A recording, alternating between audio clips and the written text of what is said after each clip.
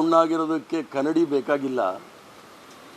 ಸಂಪೂರ್ಣವಾಗಿ ದುರುದ್ದೇಶಪೂರಿತ ಈ ಒಂದು ದಾಳಿ ಇಡೀ ಭಾರತೀಯ ಜನತಾ ಪಾರ್ಟಿ 2014ರಲ್ಲಿ ಅಧಿಕಾರಕ್ಕೆ ಬಂದ ನಂತರ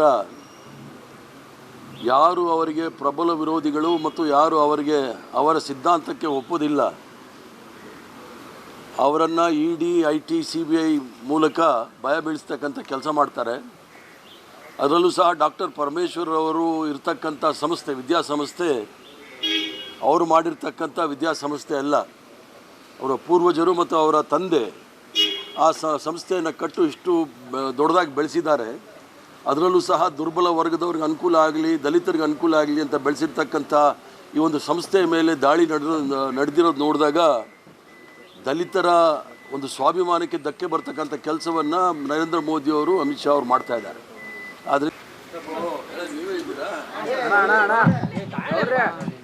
ಉಣ್ಣಾಗಿರೋದಕ್ಕೆ ಕನ್ನಡಿ ಬೇಕಾಗಿಲ್ಲ.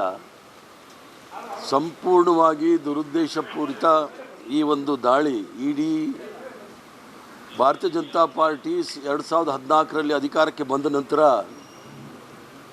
ಯಾರು ಅವರಿಗೆ ಪ್ರಬಲ ವಿರೋಧಿಗಳು ಮತ್ತು ಯಾರು ಅವರ ಸಿದ್ಧಾಂತಕ್ಕೆ ಒಪ್ಪೋದಿಲ್ಲ